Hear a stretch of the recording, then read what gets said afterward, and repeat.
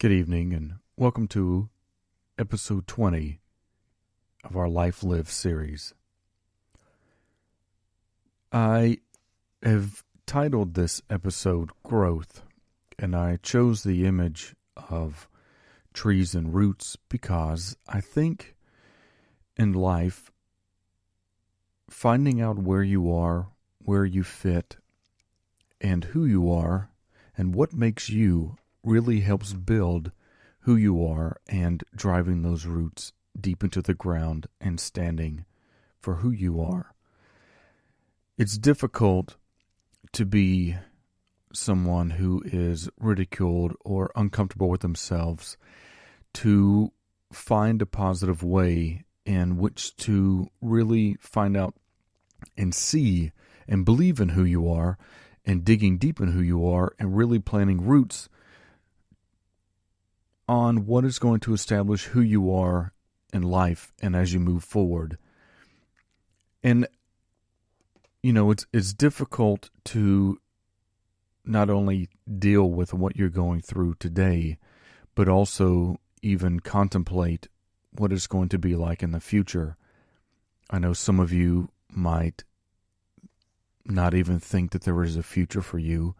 You might be in a place that seems so dark and deep that any day could be your last.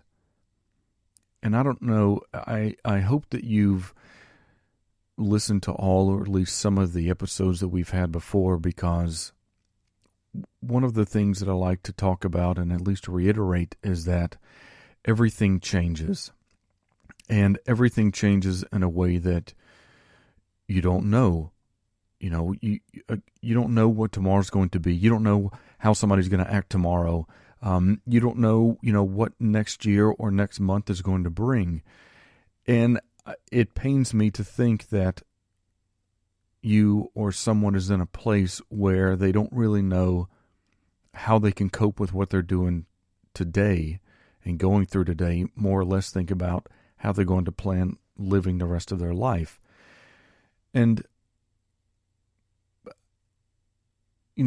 again, there's not one thing that I can tell you that's going to make it better, but I can tell you from my experience and others around me and others that I've talked to,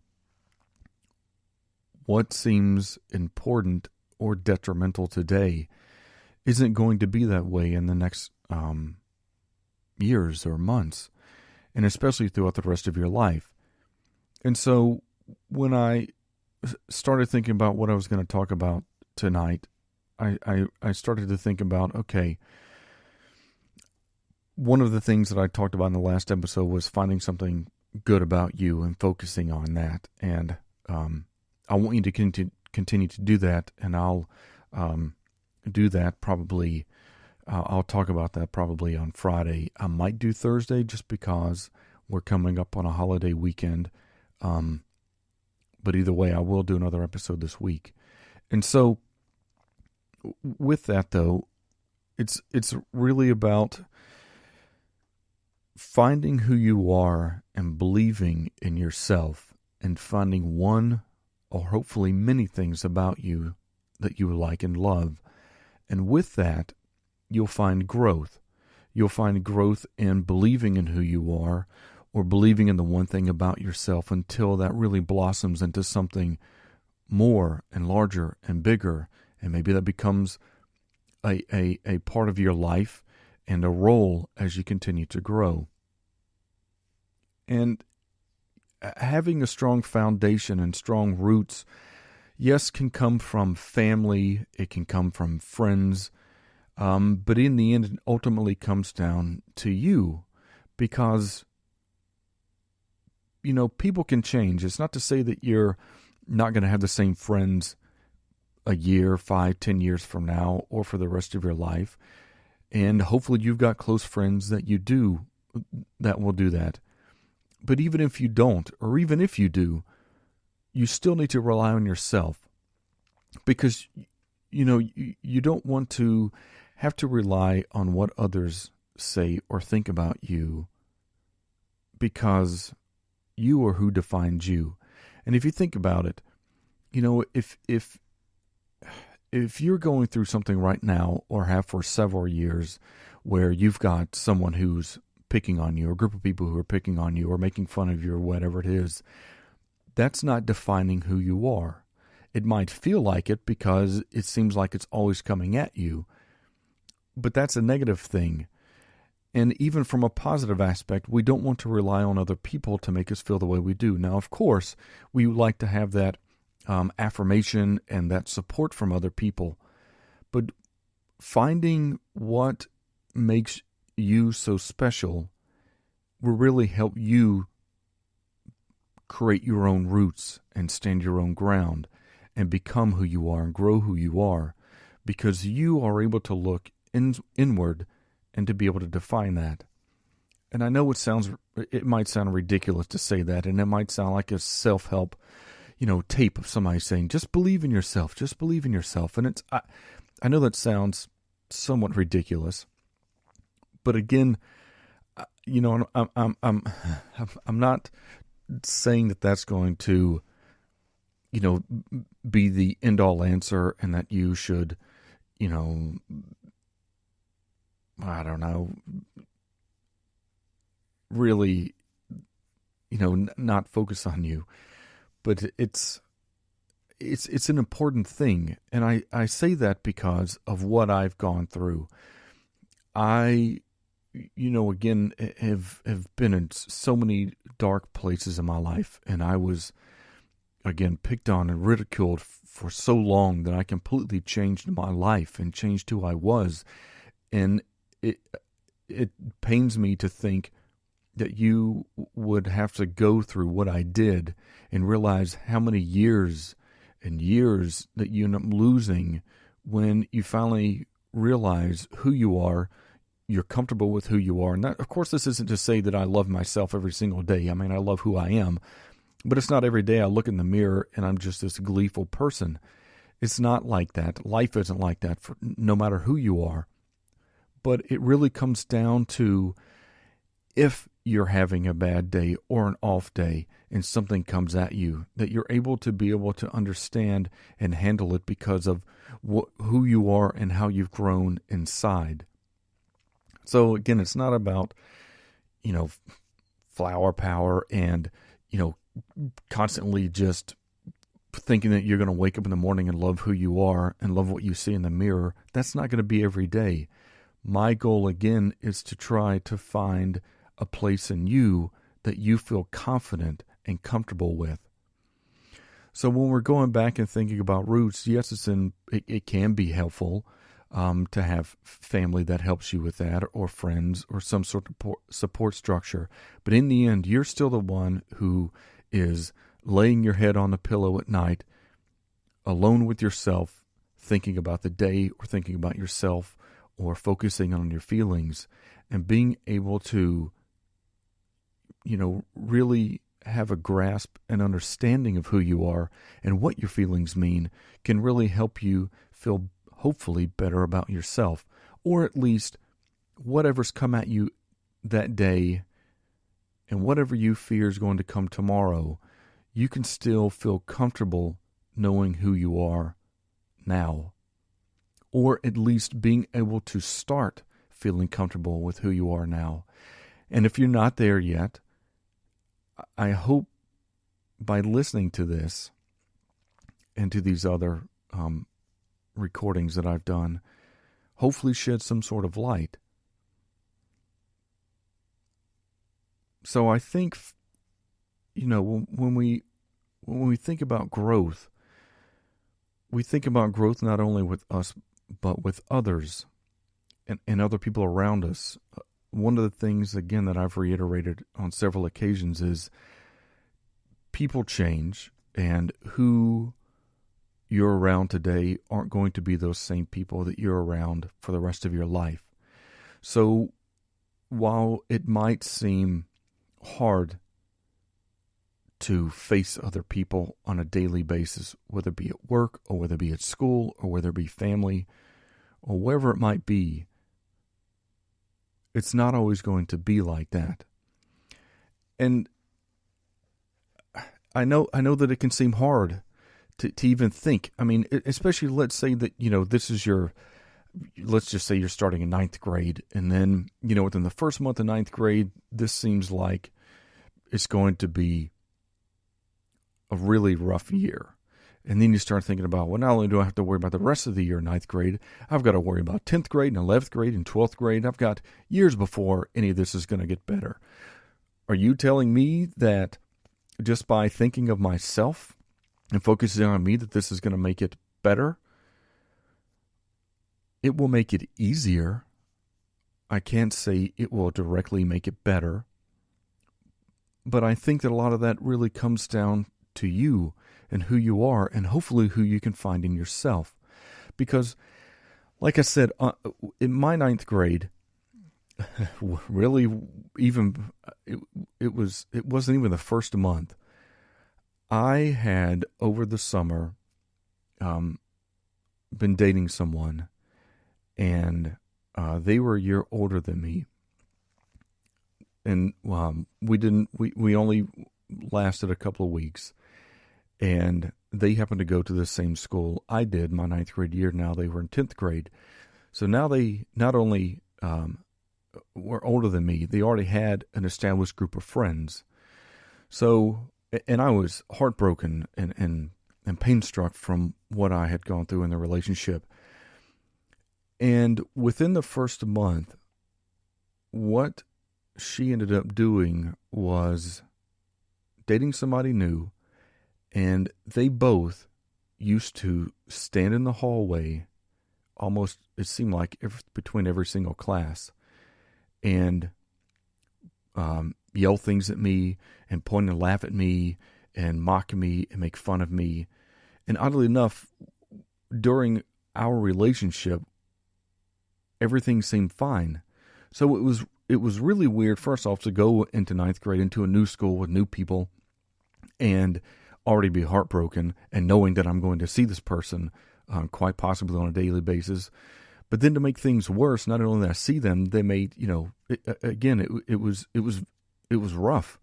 And so, when I think back, if you happen to be in a position where you know that you've got a year or several years before you think things are going to get better,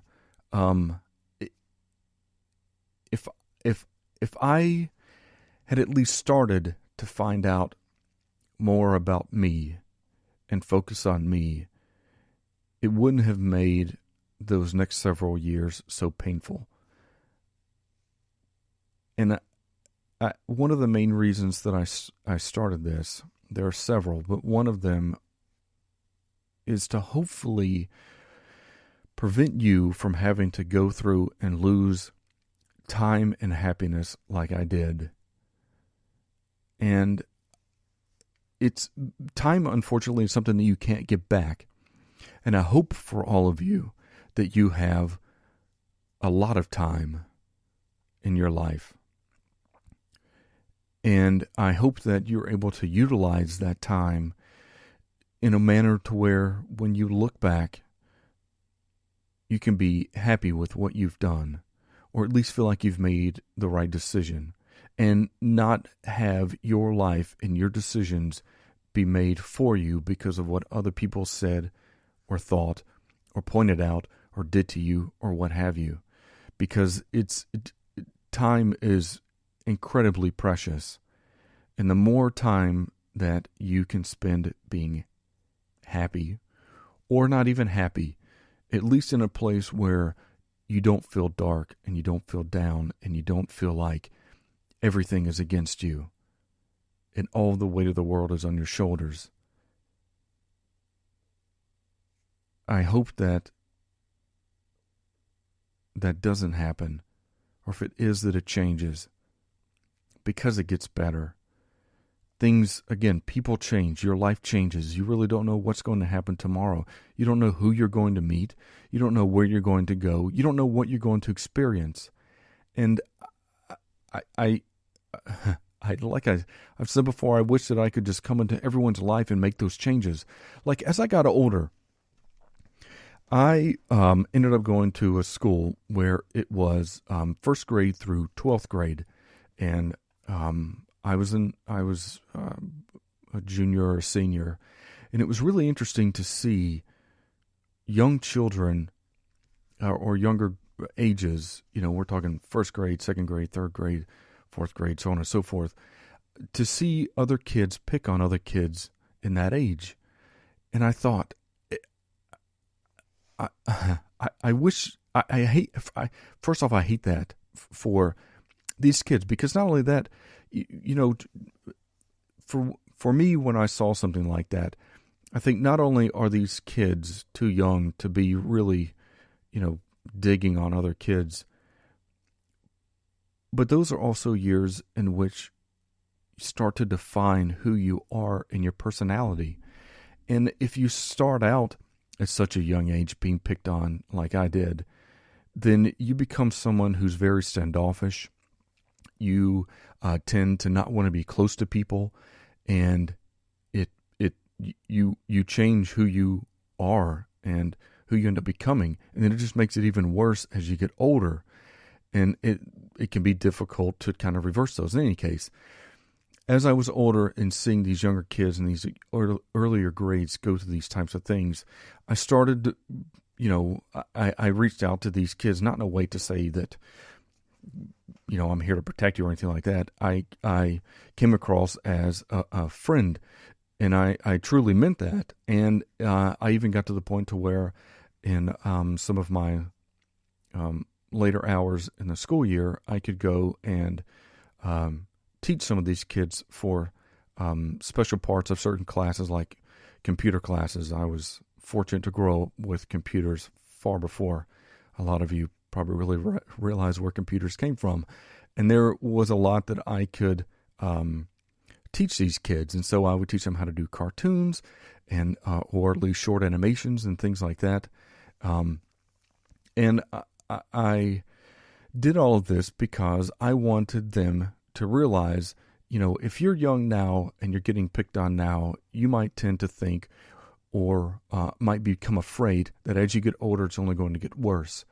And I wanted to be there for these kids and for anybody for that matter. Even today, I look at people both younger and older and hope or wish there was something I could do or even try to do something, of course, without being obtrusive. So my point in all this is that things can happen at a young age that can define who you are as you get into middle school and then high school and then college and then, your jobs and things like that. And while it might seem, again, that things can be difficult at this time and they might only seem like they're getting worse, in some cases they may, but overall, they don't always get worse. And in a lot of cases, they don't get worse, they get better. But a lot of that really comes down to, not only who you're around, but also how you deal with this and how you deal with this or internalize it. And so that's one of the reasons why I harp on, looking inward and finding out who you are, because if you don't know who you are now, and if you don't start learning who you are and thinking that you are important, you start to believe what other people are saying. And again, it drives you to think bad things, to do bad things, and to have a negative outlook on what your life might become. And I don't want anybody to think that. And of course, I know it's unrealistic to think I don't want anybody to not be depressed or sad or, always being positive about themselves. But I think that it's important to realize how important you are and how important you are to yourself. Because as you get older, you're going to find other people who are like you. And as I've mentioned in other episodes, and even the last one, finding something that you like to do and focus on that. Like for me, as I've said, it's been movies and music, and for some people it might be sports and, crafts or whatever it might be. But you start to feel confident about the things that you know, about the things that you enjoy. So as you start to meet new people, you might have a common base of a relation of a conversation that can lead into a relationship and friends and things like that. I mean, if you think about it, you don't really hang out with people that do things that you don't do or like. But the more you know, and the more that you are aware of as far as things that you like and trying new things, that leads you to meeting new and interesting people. And those people might share the same things that you do. And so it makes you feel confident about yourself. So not only are you confident about the things that you are doing directly in your life that are reflecting on you, you can also grow that into other relationships with other people. Like for me, because of what I've gone through and the amount of years that I had to deal with everything that I did, it really shut me out from being social. My years in college, I went to one party, and I didn't really go out and meet people. To be honest, if I didn't have a roommate and suite mates, I probably would have never left my room, and I would have really never met anyone. And again, it pains me to think that someone, yourself, because of what you've gone through, wouldn't emotionally allow you to go and meet new people and experience new things.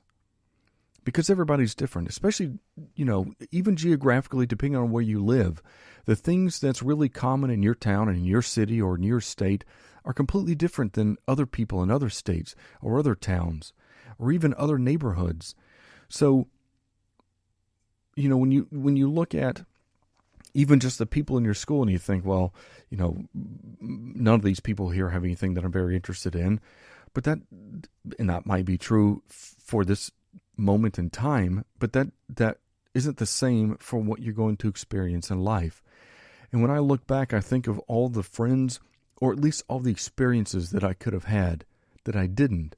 And that even continued throughout life. As I got my first career and my first job, it was difficult for me to have, friendly relationships at work because, again, it's just awkward. And even today, it's still awkward. But there are things that I've done. And again, I'm trying to bring this on you now so you can start to focus on yourself at a time in your life when you need to focus on yourself, and so you can grow. And so as you do get older and as you start to be in different environments and in different situations, you're able to not only cope, but be able to handle it and also be more adventurous. And so, in my 40s, even when I have to go to a social gathering at work, it's still awkward.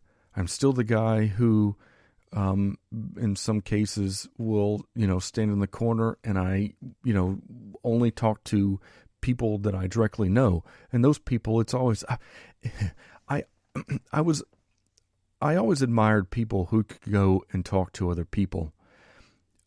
Again, because of the career choices that I've had in my life, I've had the joy of being able to travel quite a bit and be a part of large organizations that had large meetings and large conferences. And it always, I even as a kid, when my, whenever I'd go to birthday parties, it was always interesting, and I always admired people, again, who could just go up and talk and strike up a conversation with anybody. Because I had been beaten down for so long, I didn't have the confidence to be able to go and talk to anybody. And so, at least for me, to be able to,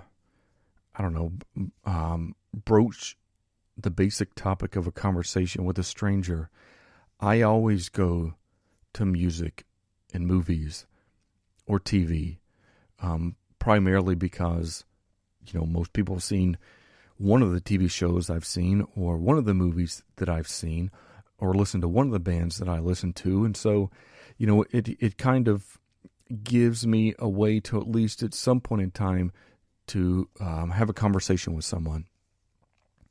And now again, there are other people who can, go from one person to the next, to the next, to the next, and just talk and talk and talk and talk and talk and talk. And I hope that maybe one day that you are that person that has the confidence to be able to go and do that. And even if you don't, that's perfectly fine. If you're content with who you are and you're confident in who you are, then maybe you don't need that type of communication with other people. And I feel like that's kind of how I became. Part of it came from, again, just growing up the way that I did and being hit from all sides the way that I did. I just learned to, realize I didn't really need to talk to other people. And as I got older, it's been helpful, but I think it's also been hurtful in my life because I tend to, if I'm in a crowded room, I tend to end up finding, or I shouldn't say finding, I tend to end up judging people. And part of that comes from me being judged myself, right? So it's kind of my own way of getting back to everybody who picked on me, because if I could immediately pick on you and at least find 3 to 5 things about you that I don't like or that aren't right about you, I have immediate ammunition if you decide to come at me. Now, in all honesty, that's kind of ridiculous. But I've done it for so long, as I've gotten older, it's made it more difficult to communicate with people. And that was just my defense mechanism. Now, if I had, at an earlier age, started to focus on myself and think about all the great things about me, or at least finding out who I am, I could be more confident, and I wouldn't have to worry about, well, what are people going to think about me when I walk into this room of strangers? Because 9 times out of 10, they don't even care. But I've spent so many years defending myself when I felt like I needed to, when I really didn't. And that is, again, one of the things that I hope that by listening to this, that maybe you can change. Now, I'm not talking about becoming a social butterfly. It's all about you becoming confident with who you are.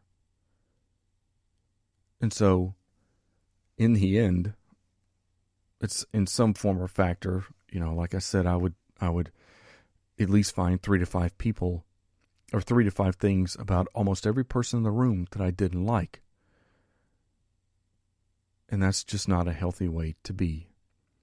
Now, I've since changed that, but even today it's still difficult for me to just have a conversation with people because I'm always afraid I'm going to be judged by what I say, the way I say it, or I don't like the same shows that I don't know. That's probably not a good example, but the point is that it's still hard for me to really feel confident being in a group of strangers and having a conversation. For at least 7 years of my career, I was somewhat required to be very sociable because of my position, and I was required to interact with strangers. And I felt like I could have been much better at my job had I been more confident in myself. And so when I talk about, looking inward, I'm not talking about being happy with yourself 24/7 and, popping up out of the bed every morning and just, being gung-ho about yourself. But it's about being confident with who you are so that when you are in a situation where you do meet strangers, or you're with a group of people, that you don't make yourself feel like an outcast. Even when in my senior year of high school and my freshman and junior year of college, I had a good friend of mine who was one of these people who was pretty outgoing and could have a conversation with anybody and had a great sense of humor and everybody wanted to be around. And they, would bring me to these gatherings or to introduce me to their friends or to new friends or people that they had just met. And, they would try to have me interact, and, they'd even say, well, just let your guard down. Nobody's here is going to hurt you. Just be who you are. And I still couldn't do it. And again, I think about all of the people and experiences that I could have had that I missed out on. And that's not what I want for you. And now I know you're thinking, or, you might be someone who's thinking, I'm just having a hard time making it through the day and thinking about even living for tomorrow. Why would I even contemplate what I'm going to go through in the future? But it still comes down to growth. And it comes down to planting and making your own roots and determining who you are and determining who you're going to be. Now, of course, we can't directly determine who we're going to be because you're going to change. Your brain's going to change. Everything's going to change over time. But at least knowing where and who you are, and at least an idea of where you want to go. And even if you don't have an idea, as you start to look inward in yourself, you kind of find that. For me, here's an example. Again, I love movies. I love music. I used to travel a lot overseas, and I would be gone for 2 weeks, 3 weeks, 4 weeks in a country by myself, typically. And at night after work, I would be in my hotel room, and, of course, I'd be bored. And I'd watch TV or movies, and I started writing. And I started writing TV scripts. And then I eventually started writing movie scripts. Now, none, of course, what got made, but it was lethargic for me. And so I decided to go back to school, and I got a film degree. I don't practice film, but it was just something I was interested in. And I had the time to do it. And so I went back to school, and I got a degree in film. Now, if you would have asked me when I was in middle school and college or high school, what was I going to do? Where was I going to go? Who was I going to be? I didn't know. But because I started to focus on myself and look inward and do things that I want to do and find things that I want to do, it led me to doing things that I like doing. Starting out watching movies doesn't make you think that you want to write a movie, but it is something. And through that, I learned a lot about film. I got to meet new and different people.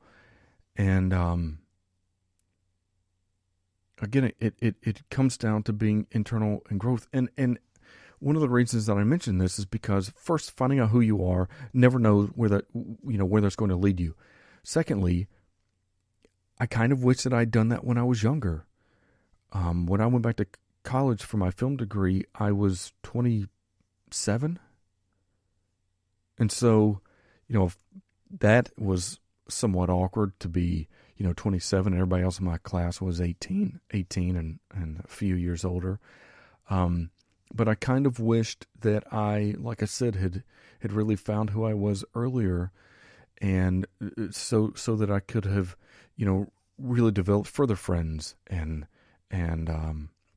relationships, and maybe where I am today would be different than where I was, 10, 15 years ago.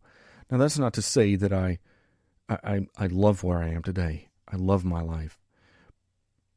But my point is you don't know where it's going to lead you.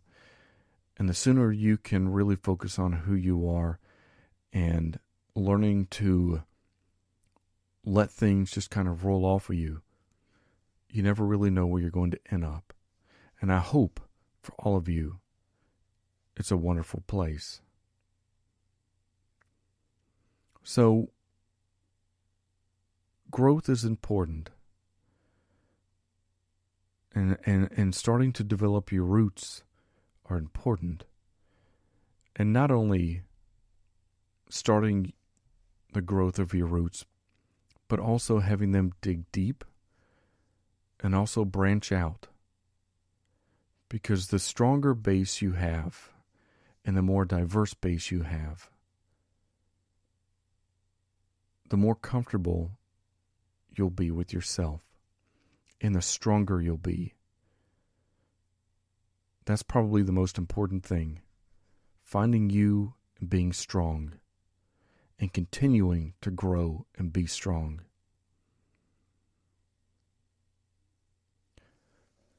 Well, it's 35 minutes.